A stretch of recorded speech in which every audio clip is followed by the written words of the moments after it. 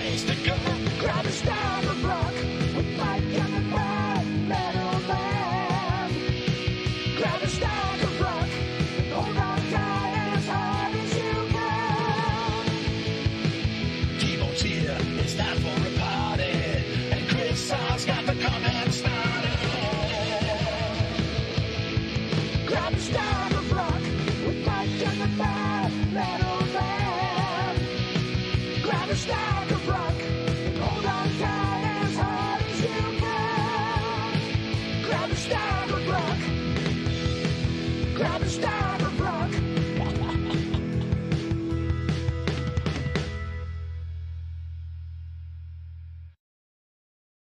Well, Dr. Catherine, I thought we'd start with you because you are the super fan. You've got the Cobra. Now, is that the actual logo from the show? It's the logo that is shown in the show in the Cobra Kai dojo. So I don't know if you can see it. No mercy. It says "Strike first, strike hard, no mercy," and then on the arm it says "Sweep the leg." I love it. I love it. I love it. Oh, we got a lot of Nickelback comments. That's not fair. He still is, I think, and Chris Sarr is wrong. Yeah, I do have one question. Is it Chad Kroger's voice, or is it the band that is hated the most? I'd say a little bit more Kroger because I think the other three guys are fairly anonymous. You know, I think you could replace them with three other guys very easily. Anyway, just my opinion. Just a question. Yeah. I think Daniel's son would probably, kick them in the nuts with the crane maneuver, but that's just my opinion. Daniel's son may have a different opinion. I'm referring to Ralph Macchio, not you. Of course. Not me. No. But anyway, Dr. Catherine, did you want to start with any of your collectibles? We also have a video that we're going to run, but we'll save that for when you show off the associated book, I think. Yeah, sure.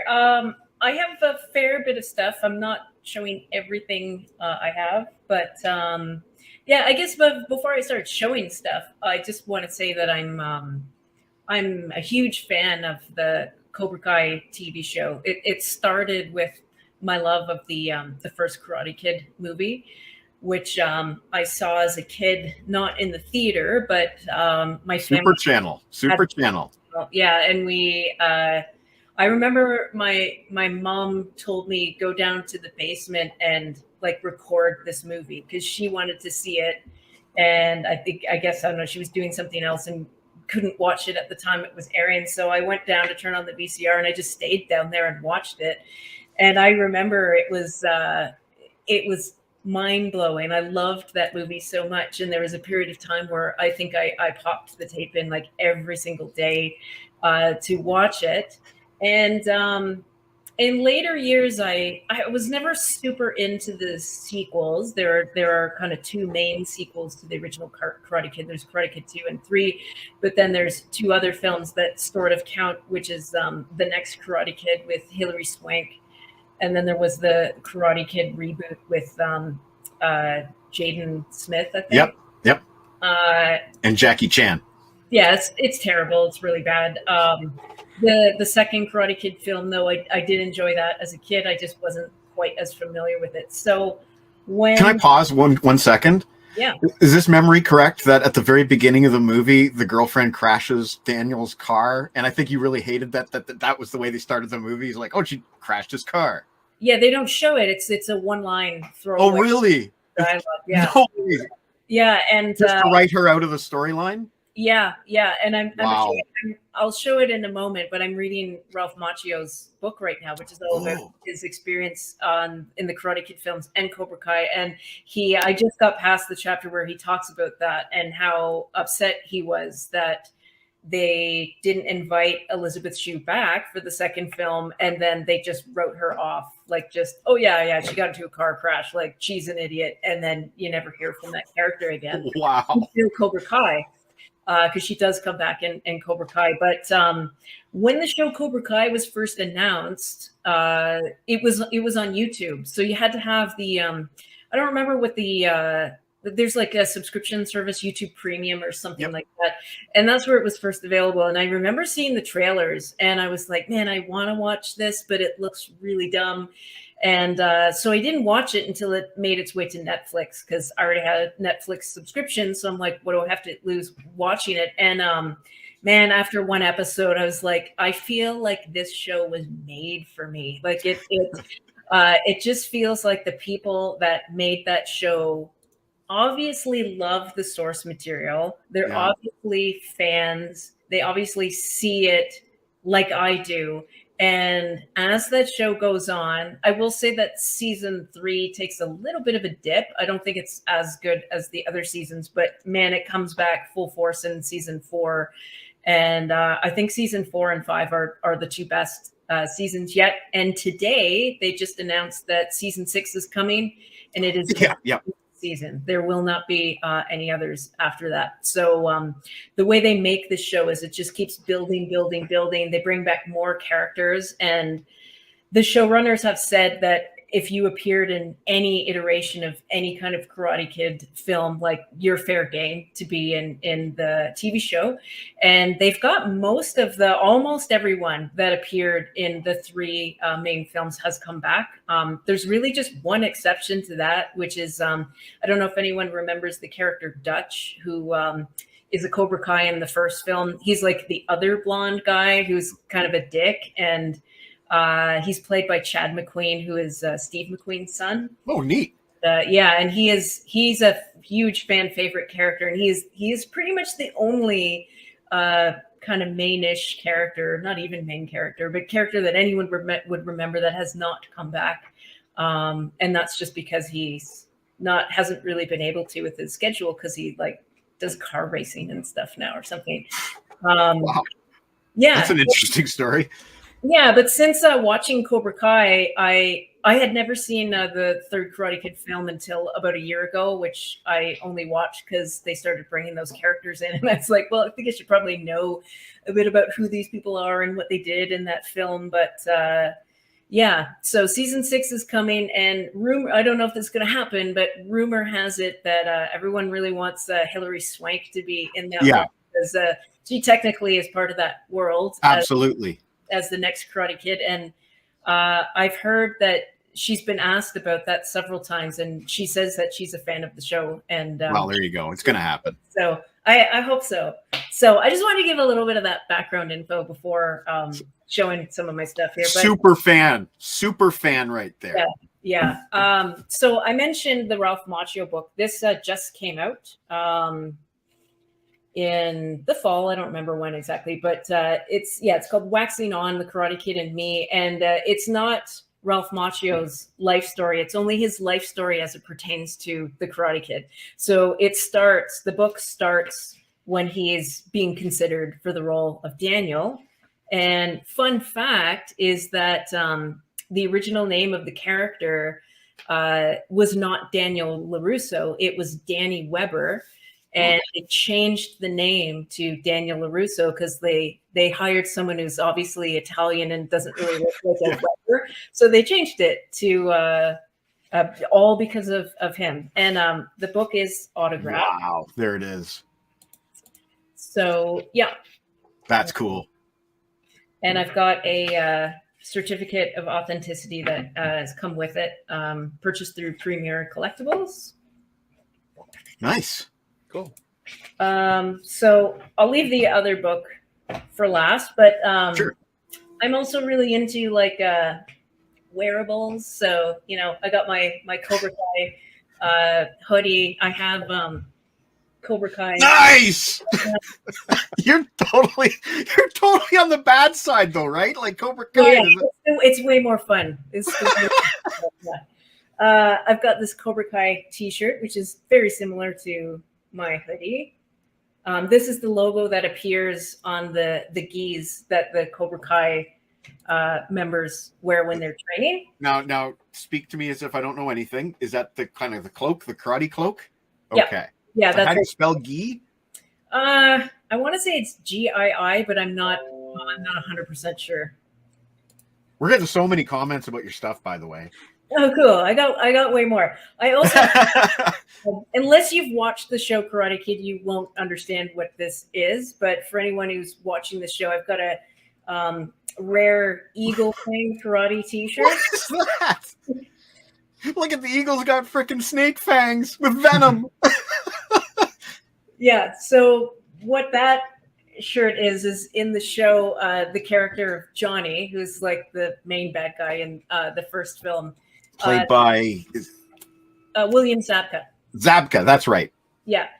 So he starts his own. He at first he brings back Cobra Kai, and then John Kreese comes back, who's like the head of the dojo, and then they get into it, and Johnny goes and forms his own dojo, and he thinks that Eagle Fang Karate is like the most badass name, and Well, it kind of is. It's an eagle with venom coming off of snake fangs. yeah, It's kind of the most badass thing that you're not going to find a more badass thing in nature. yeah. Look at that. Yes, it would. And there's some funny moments in the plot where his students are very confused because eagles don't have fangs, and they're like, "Did you mean talons?" And he's like, "This is badass." But anyways, that's my Eagle Fang T-shirt, which I absolutely love. They're very hard to get. And then my mom got me these really awesome action figures for my birthday. So we've got Daniel here. He's fully posable. He's got That's adult Daniel. Yeah, yes, it is. Yeah. So he's got the so this is the gi that he's wearing, Right. with the Miyagi-Do logo, wearing the same headband as the original film, and the one he wears in the TV show is the actual headband from the original Still film. exists. Yep. And also, fun fact: if you remember the yellow car that Daniel, Mr. Miyagi gives to Daniel in the film Yes. for his birthday, But she crashes. well, apparently Ali crushes it, but Ralph Macchio owns that vehicle. It's his. He bought it after the film, and he brought it to one of the premieres of one of the Cobra Kai. Wait, like he bought it way back in like 1985 or 84 or whatever? Yep. Wow. He That's still owns it. Yeah. is this all stuff that you've just gotten from these books or is this stuff you've always known? No, it's from the books, and I watched like a million videos on. It's like I am like so impressed here. Like I knew we'd have an expert, but it's like my mind is actually like blowing. Like every 10 seconds, it's blowing from something new. It's my I'm not exaggerating when I say it is legit my favorite show of all time. Like I don't Wow. love any show like I love this one. Wow. But with the figure, it comes with this little Miyagi-Do karate stand. Yep. So in the show, there's the three schools. There's Miyagi-Do, which is Daniel's. There's Eagle Fang, which is Johnny's, and Cobra Kai, which is John Kreese's. Yeah. Daniel also comes with a little mini bonsai tree. We're going to be talking about that bonsai tree in a little bit. When we come around to my turn. We get the Johnny figure, which is adult Johnny, and he is not wearing the Cobra Kai Oh, he's not. Yeah. on the back because he's only really a Cobra Kai in season 1, but he still comes with the Cobra Kai stand, and he comes with a bunch of different hands, and one of them is holding a little cell phone because there's a plot story where he wants to get back in touch with Ali at the end of season 2, and he throws the phone away. So that's what that's from. Yeah, and then I also have this this cool book. So I mentioned that Yes. I never watched Karate Kid 3 until a year ago because some of those characters were making their way into the show. And there's kind of two kind of main bad guy characters in Karate Kid 3. And the one is Terry Silver, who is sort of, you learn that he's sort of this multi-millionaire that owns the Cobra Kai studio. He's the greasy ponytail guy. Yeah. The late 80s ponytail guy. Yes. He comes back in season 4. The actor, Thomas Ian Griffith, actually retired from acting. like back in 2007. If you look up his IMDb page, he's got like nothing after 2007 because he quit the business. He was done. So he's not on Cobra Kai. No, he is. He Whoa. came out of retirement just to do Cobra Kai. Whoa. He's amazing at it. He's the reason why I love season 4 and 5. But the other character from Karate Kid 3 is Mike Barnes, who is he's the bad guy that Daniel has to fight at the end of the film. And Daniel had no business winning that fight, but of course he does win. And the actor of that who plays the role is named Sean Kanan. And so Sean Kanan actually wrote and released 2 books that I don't the second one. The second one just came out a couple months ago, but this is his first one, which is called Way of the Cobra.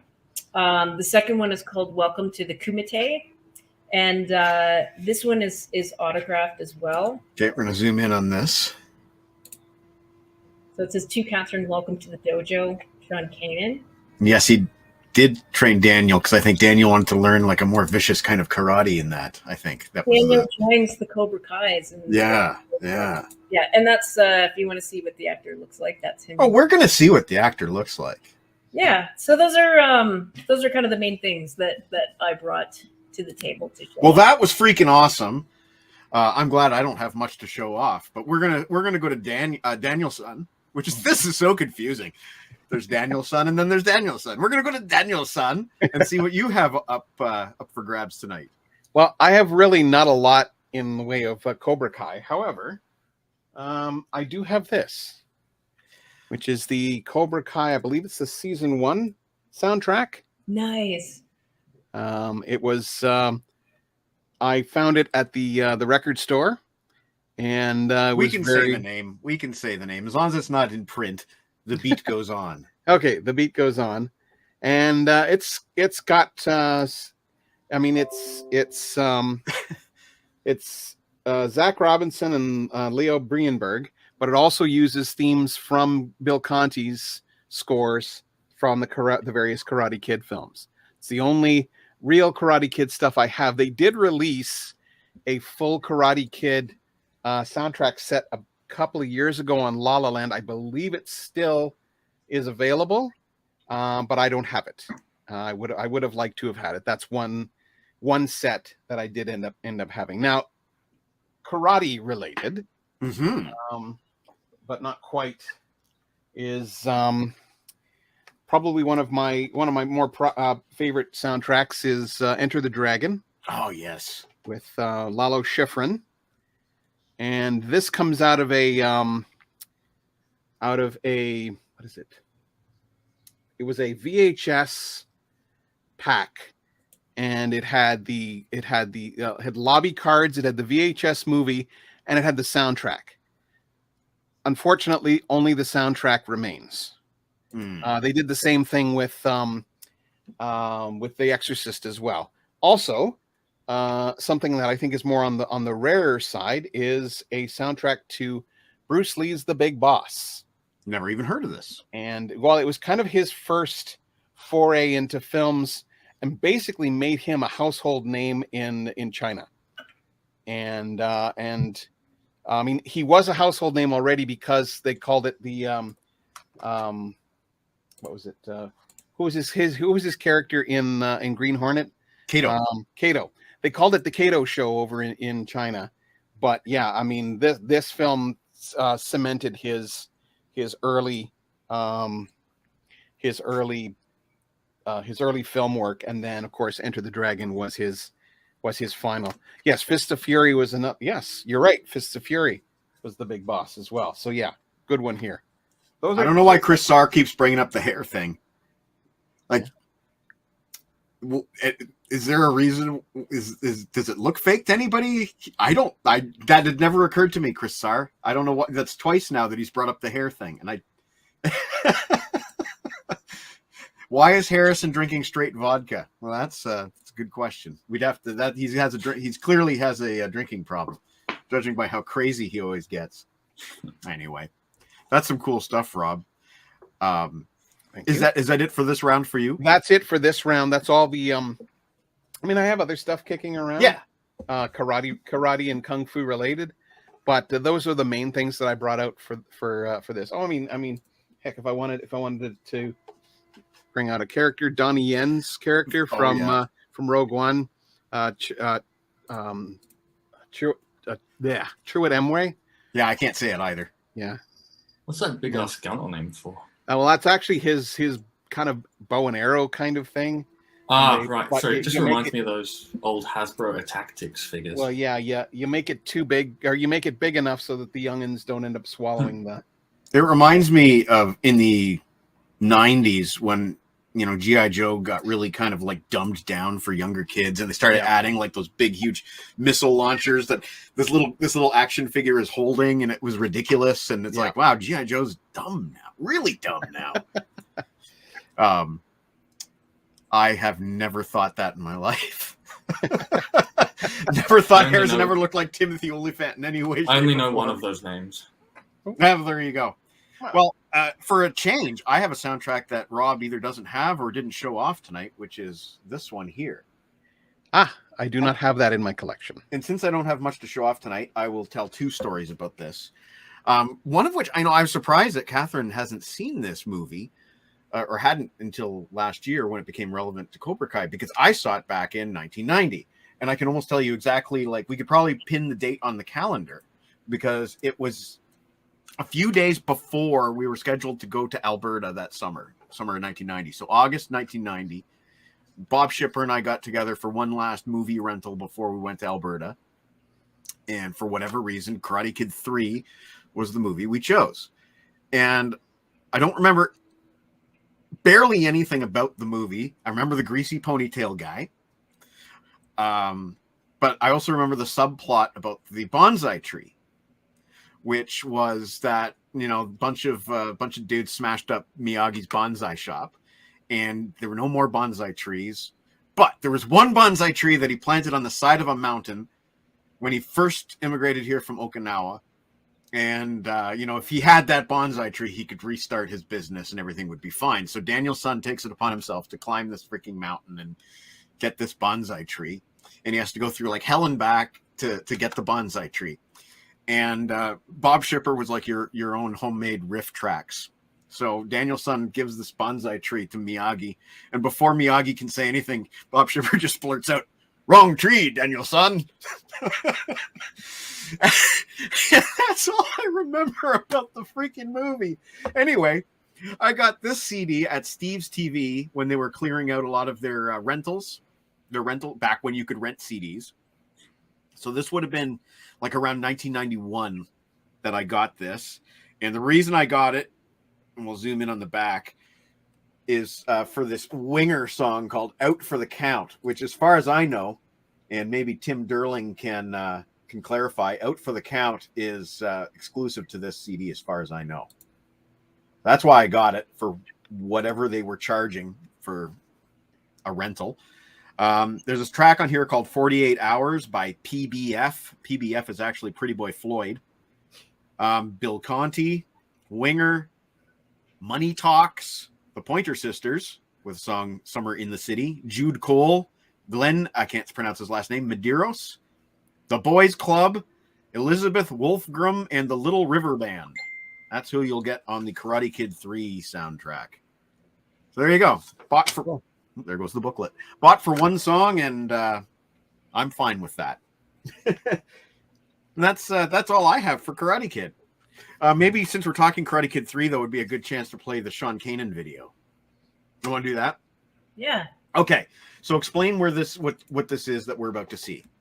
So Sean Kanan, the author of this book, Wave the Cobra, who played the character of Mike Barnes in Karate Kid 3 and reprises that role in season 5 of Cobra Kai.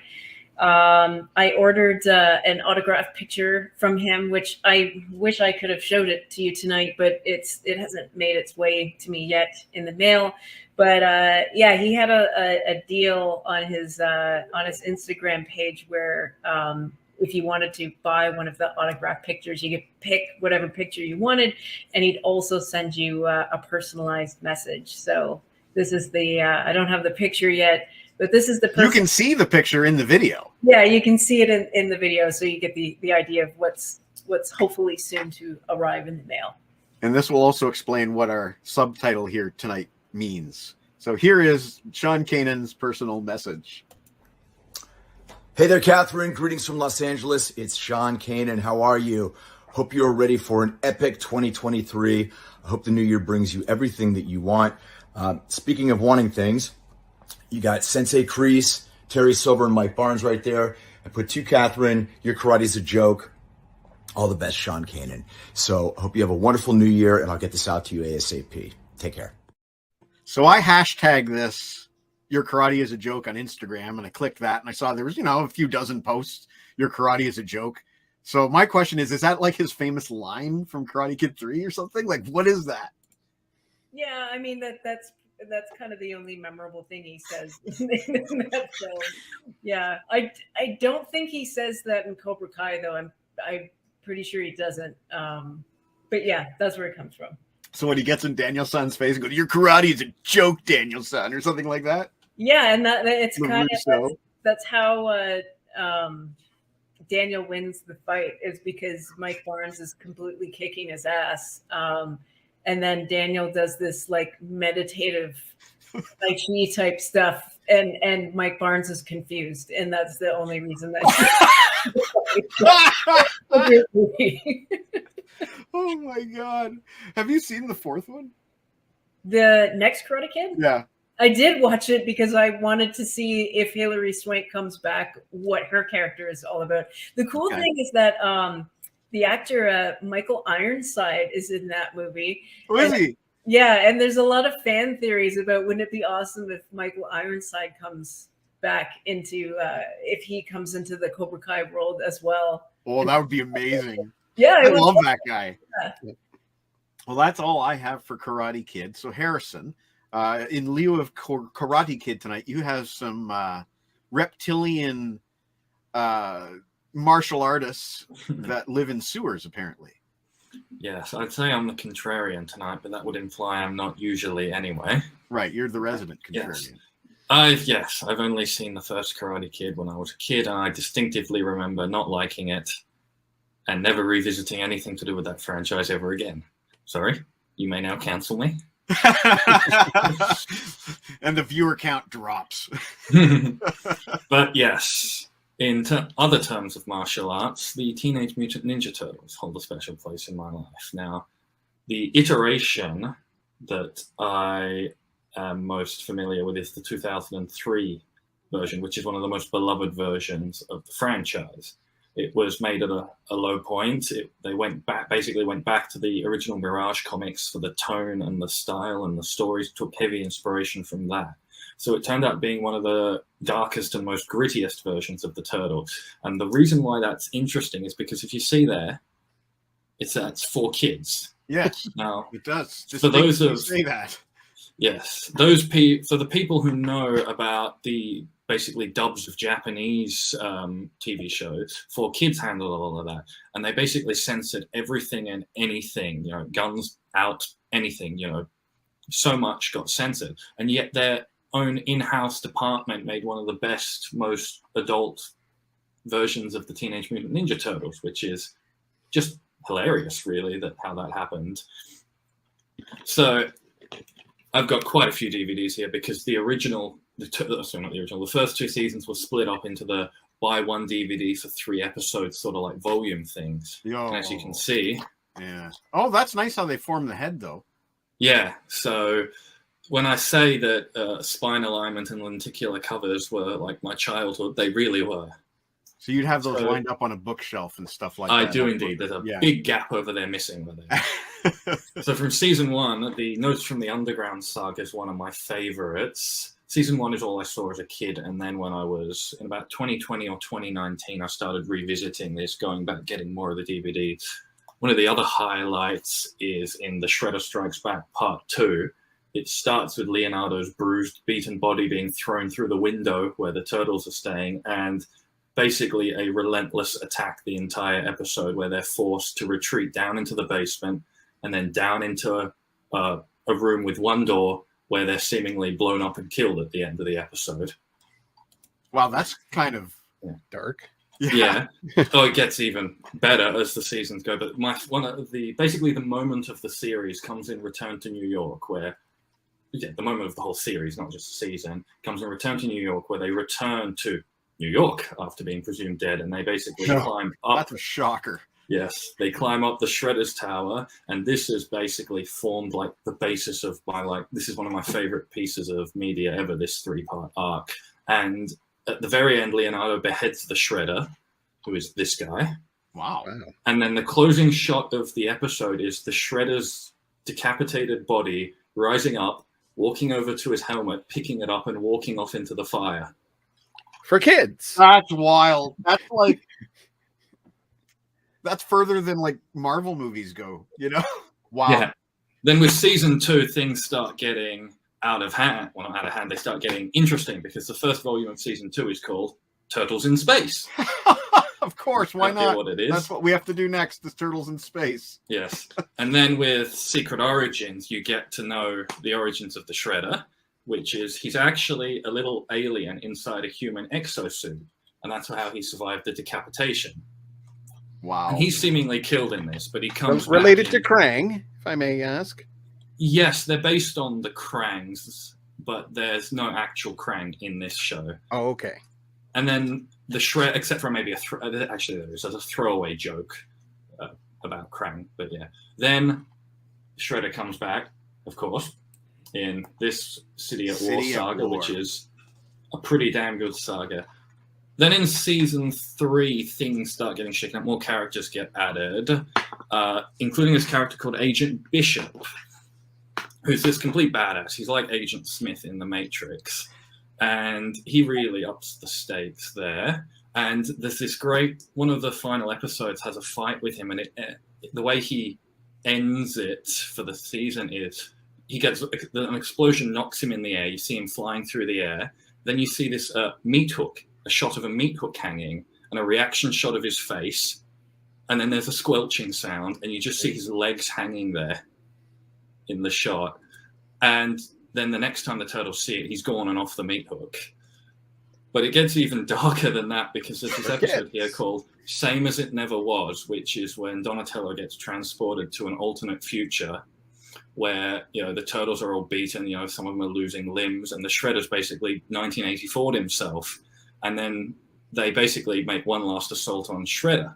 But all these older turtles and everyone, they all get killed, basically. And Donnie's left to survive, and then he ends up getting transported out of there.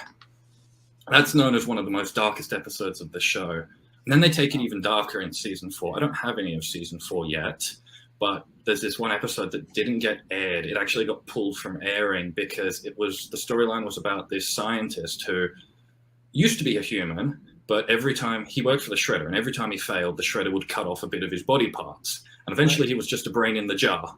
So he basically grows himself a new body and transfers his consciousness in there. But the body starts decomposing. So there's one day where he wakes up, looks at his finger, and the end just drops off. And as his body decomposes, at one point he gets punched in the jaw, and his jaw just hangs there, and he like takes a moment to grab it and reattach it to his face. Let's say it again, Rob. For kids. Yeah. Now this season, basically, the network was like, all right, this is getting a bit too dark. Oh yeah, one of the messages of season 4 is Leonardo has to learn that he tried his hardest, he gave it his all, and he still failed, and there is no shame in that, which ties into the Star Trek episode last time, because it's possible to make no mistakes and still lose. That's life. Yeah. Kobayashi Maru. Yeah. So season 4 basically led to a bit of a reshuffle. They produced season 5, but they didn't air it. They shelved it and they made season 6 instead, which is much more kiddified, basically. They really scaled it back. Season 6 is shit. But they eventually did release season 5 on DVD. It's a shorter, truncated season, it introduces a lot of mystical elements. It's a very unique thing in its own right. There's a much more present, overarching story. But there was one episode that was basically, the plug was pulled on it at the production stage because it was just way too gruesome. Basically, there's this big beefcake character called Hun, who's an enforcer for the Shredder. There's this very obese guy in the story called the Garbage Man. And the original, they were going to do an origin story for them where they were conjoined twins separated by a back alley surgeon, and the garbage man was thrown aside basically as garbage, and Hun was kept. Now, the plug was pulled on that very, very quickly because the kids did not need to see that. For kids. For kids. Then there's season 7, which Get takes Sebastian it. there. Sebastian Yeah. for kids. Season 7 is the final season. It wraps it up nicely. It's not as dark as the other seasons. It still sort of fits the tone of season 6, but it's much better in quality. The interesting thing about season 7 is these DVDs were only released in Australia. You can only get season 7 on physical media in Australia. That's cool. So these are actually quite rare.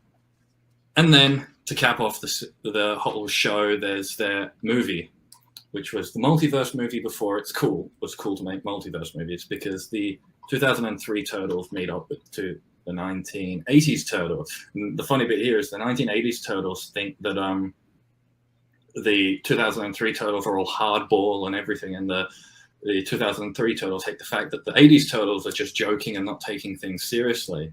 But then they all go to the Mirage Comics universe, which is actually a drawn universe, and the Mirage Turtles are there. And the Mirage Turtles think that the 2003 Turtles are a bunch of jokers, and the 2003 guys think that the Mirage guys are all hardball because they're narrating as they go because it's a comic book and everything. That's cool.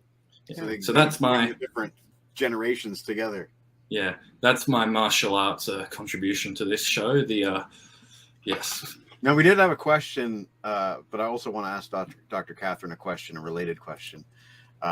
Harris Son, what do you think of the arcade game they made in the 90s? Or is that too long ago for you? Yeah. I was born in 99, so I was not present for any of that. There you go. And my question for Dr. Catherine is, do you remember that really awful NES Ninja Turtles game that we had? And it was like impossible. Yeah, I still have it. Oh, you still have it? Have you ever A lot played of NES games are close to impossible. Star Wars? Super Star Wars. Super Star Wars, just as bad, but that Star Wars game was redonkulous. A lot of NES games were not designed to be winnable, really. Yeah, it's from the arcade era where they wanted you to spend money, so they make it really hard. But you don't spend money on a Nintendo game, but the game design philosophy hadn't changed, so they still made it hard with limited tries. Yeah. Well, I knew that was a hell of a round. That was one round that went 45 minutes. So that's pretty awesome. What do we have left? Catherine, do you have anything left? I don't have any, well, I mean, I have other stuff in other parts of my house I could show, but I don't have anything right near me today. But I do have a fun little, I think, tidbit of interesting information that I learned reading this lovely book here. That people might find interesting about the Karate Kid films, which is Ralph Macchio talks a lot about when the great Pat Morita was hired to play Mr. Miyagi, probably the most iconic character associated with this story and these films. And thing that I learned from reading this book that I did not know is that no one wanted him to play that role. What? Yeah, including Ralph Macchio. When he heard that Pat Morita was being considered, he thought it was the most ridiculous thing he'd ever heard. Was that because of his history on Happy Days or something like that? Yeah. Really? Yeah. Mostly Happy. Sorry, that was the wrong guy. And also he did a lot of work as a stand-up comedian, and no one saw him as a serious actor. I see. And the role really called for that, but the people making the movie really wanted to bring in a Japanese actor, like a serious Japanese. The right thing to do was and that's what they wanted. And everyone that they auditioned and talked to, just like there was a language barrier there, and it was too hard to kind of and not just the language barrier, but they came across as kind of too hard and too cold. And if you recall, the Miyagi character is much more multifaceted than that. Oh, absolutely. Because, when he's having Daniel-san do all of these chores, which we later find out are actually just, body training, he's both warm and distant and all of these different things. He's troubled. and you can't quite get a fix on him. And for the first hour of that movie, you're not even really sure what Daniel San is doing, and you're not sure if Miyagi is just a flake or if he's a genuine kind of coach. And that took a lot to perform that, because he's constantly. I remember being very confused about Miyagi for the first hour of that film. Like I thought this is going to be the hero's Obi-Wan, but he's not. He's kind of a jerk. Oh, but he's nice. Oh, but he's a jerk. And anyway, he was amazing. He was amazing. And nothing against Jackie Chan, who I love, and a lot of people have been talking about the Jackie Chan movie. I love Jackie Chan, but he is an action star, primarily an action star. His acting is great for comedy because, partially because of that language barrier and that accent. He's able to perform certain lines in a funny way. Like when he's with Chris Tucker in the car going, "Beach Boys," it's like, it wouldn't have been funny if there was a white guy there going, "Hey, Beach Boys," But Jackie Chan's not that kind of an actor. He's just not. He doesn't deliver that kind of performance. I will say this.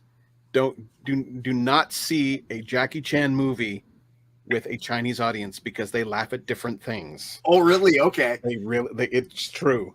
I went to see what was that? I think it was Strike Force, or First Strike was one of Jackie Chan's films. And I went to see it with my friend Scott, and we saw it with a primarily Chinese Japanese audience. They laughed at completely different things, and it makes you feel a little bit like when I went to see, My Big Fat Greek Wedding. We saw it with a Greek audience. They kind of telegraphed what was coming up, but not with the Japanese or Chinese audiences, because it was just they laughed at completely different things. It was a little bit disquieting to see the film. When you see Rumble in the Bronx, yes, I saw in the theater, but in a ordinary Midtown theater. I brought as many people as I could to see that film because I thought it was hilarious. And then when I went to see First Strike, and with my friend Scott, we were all ready to laugh, and all of a sudden it was a completely different experience. So but yeah, let me ask a follow-up question, which is like, the audience is laughing at something and you're like, were you able to understand what they saw funny in it, or are you still puzzled? I'm still puzzled at some of the stuff that they were laughing at. I mean, some of the stuff, of course, Jackie Chan makes funny faces. He does funny things, but they were laughing at things that I was like, why is this funny? Because it may be a difference in translation, because it was subtitled. I remember that. I remember Rumble in the Bronx was really badly dubbed. It hilarious. Threw me off. It was hilarious. It was hilarious. I thought it was hilarious when Jackie Chan walks into the room and goes, "You are all garbage." I remember that.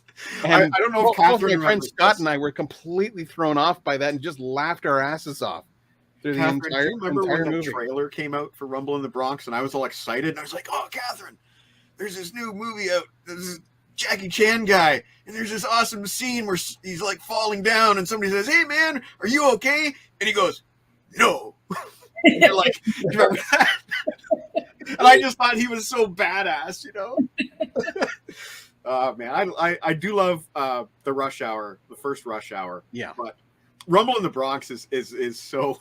It's so freaking bad. It's hard to watch sometimes. Well, if the eagle-eyed among you will catch the President's Choice pop can in the. That's right. It was filmed in Canada. That's right. It was filmed in Vancouver. Actually, they tried to make Vancouver look like New York. Yes, and somewhat successful. But there is a scene where you actually see one of the characters. It's a fairly major scene. They're holding in their hand a President's Choice. I believe it's like a Diet Cola. That's funny. That's hilarious. And of course, if you lived in Toronto, I bet you could identify the neighborhoods too. Okay. So who's our visitor? Yeah, who is it? This is Bruce. Not named for Bruce Lee, perhaps. No, he's named for Bruce Campbell, actually. Okay. That's just as good. Let me just say groovy. Rob, it is technically your turn if you have anything left to show. I have a few kind of 80s things left to show, kind of. Dr. Catherine did an awesome job in the first half of the show. Oh Yeah. my God. No, I don't have the La La Land Karate Kid collection, but I do have the Lethal Weapon collection. Oh, that's neat. Which is I just saw Bruce. Hang on, we got to change the view. Bruce had his face. Ah, shoot, he's gone. He had his face right in the camera, like right up in the camera. So there's that. It's got all 4 movies in it. It's a really good collection. Some great music by Michael Kamen. Fantastic. The late stuff. great Michael Kamen. Yeah. There's Bruce. Not necessarily karate related, but something that every Bruce is. Oh, there he is. Come on, Bruce. There we go. A little bit. He's shy. From one mustache to another, nice whiskers, Bruce.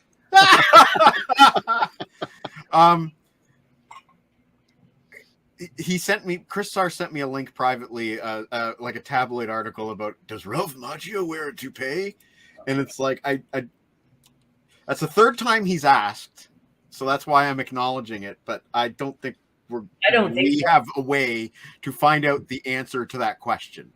You're looking at the wrong 4 people. You might want to call up, like, I don't know, Perez Hilton. It might be the guy, not me. Thanks, Chris, for your question. Go watch hockey. Sorry, Rob. All right, no problem. Now, again, not Karate Kid related, but something I got from college many, many years ago. I don't know if you can see it. It's a Sopranos money clip. Oh, that is neat. And it was handed to me by a guy that looked like a good fella. I swear. He was big, burly, and Italian, and he handed this to me and said, "You want one of these?" I go, "Okay, sure, no problem. I'll take it." You know, the weird thing about The Sopranos is when you binge it, you start talking in that New Jersey accent. It happens. I ran into that with a friend years ago.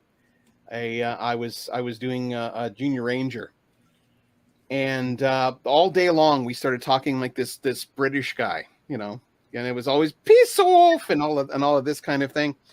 By the end of the day, I had this drawl, this British drawl to my voice, and I couldn't get rid of it. I had to seriously sit and say to myself, "No, these are the words that you say." And then, so I had to, so like I said, I had a little bit of a British accent, and then all of a sudden I had to seriously sit there and go to get it out of my system. I believe you. To finally do that. And one more thing, not related to Karate Kid, but I think Harrison might appreciate this. Oh, it's Batman Lego. Okay. It's the Lego Batman, but it's the Batman, the Batman the movie, like the Lego Batman movie. Okay, I get you. Yeah, because I looked for he has the specific the utility belt and that sort of thing. I absolutely adore the Lego Batman movie. It's one of my favorites. Just for Will Arnett's performance alone, I think he's brilliant, and I've seen him come up on a few occasions. He was actually in I can't remember exactly what they called it, but the show was called I think it was called Master Builders. It was on CTV, and he was the host, and I thought that was brilliant. So yeah, cool. I have other things, but that's basically what I've got for now. Well, I was going to show my reaction figures, but we don't have time for that. So what I'll do instead, because Karate Kid, there is a Karate Kid subline in the reaction figures. I'm surprised Dr. Catherine doesn't have any. I do have one.